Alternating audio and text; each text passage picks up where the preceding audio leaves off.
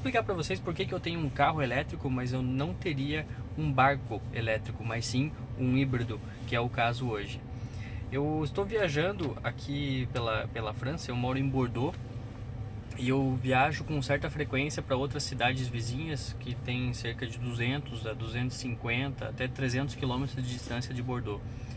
E o fato é que essas viagens elas são super bem organizadas e eu sei exatamente onde tem pontos de recarga.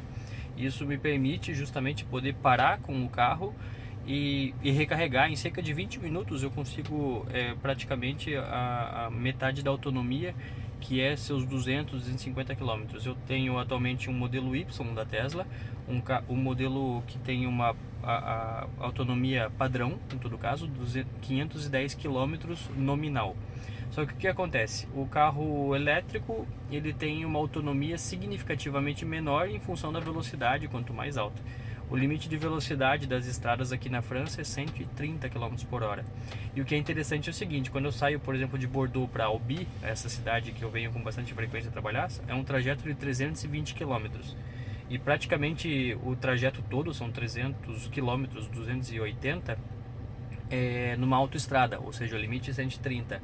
E quando eu saio de Bordeaux, o carro me indica que eu posso chegar tranquilo com cerca de 15% de bateria. Conforme eu vou passando no trajeto, ele aparece e recomenda ali: ande a 110 km por hora, ou seja, 20 km por hora abaixo do limite da estrada, que assim você consegue chegar com os 20% de autonomia que está indicado. Em outras palavras, eu sou obrigado, na verdade, a parar no meio do caminho. De qualquer forma, eu faço uma pausa, isso que é interessante também, mas eu sou obrigado a parar para fazer uma recarga no mínimo de 12 a 15 minutos, para poder ter uma garantia, em todo caso, que eu vou chegar na cidade vizinha e que eu vou conseguir carregar o carro finalmente, o 100% novamente, e poder voltar. E a mesma coisa na volta, tem vários carregadores no caminho. Enfim, onde que eu quero chegar com relação ao comparativo de barco? Que barco, primeiro ponto, a gente não tem esses vários pontos de recarga, se necessário, em outros na água. Então a gente não tem isso. E segundo, mesmo que a gente tivesse hoje, pelo menos com o sistema atual que a gente tem numa escala mundial, a gente não tem a traçabilidade, a gente não tem um mapinha marcando exatamente aonde que estão esses pontos de recarga.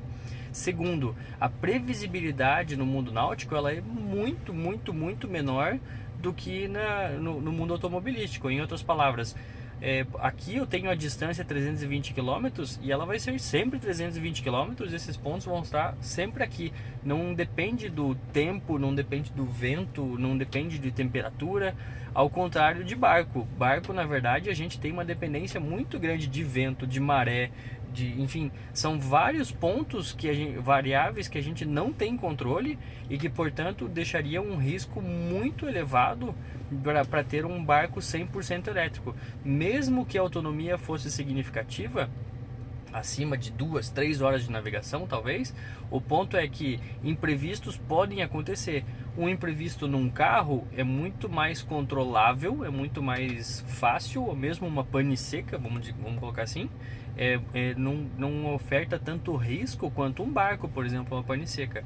Então, o principal motivo que eu gosto e aconselho um carro elétrico, sem dúvida, é a autonomia, o conforto, a sustentabilidade. E por que isso eu não vejo aplicável ainda com a tecnologia atual para barcos? É que a autonomia versus a previsibilidade não é a mesma e nem de perto hoje em dia. Portanto, a gente vê a necessidade de ter um barco híbrido, ou seja, a gente pode privilegiar mesmo assim do conforto, da autonomia, da velocidade, do desempenho, enfim, da performance, sustentabilidade da parte elétrica num barco. Porém, a gente não pode deixar de lado ou ignorar simplesmente que imprevistos acontecem, que existe maré, vento, são fatores super importantes e frequentes, inclusive no mundo náutico, e a gente precisa ter lá um nosso motorzinho a combustão para garantir que tudo vai correr conforme combinado, e principalmente garantir que a experiência de navegar, que é fantástica, continue sendo fantástica e até melhor com a possibilidade de ter um barco elétrico. Sucesso!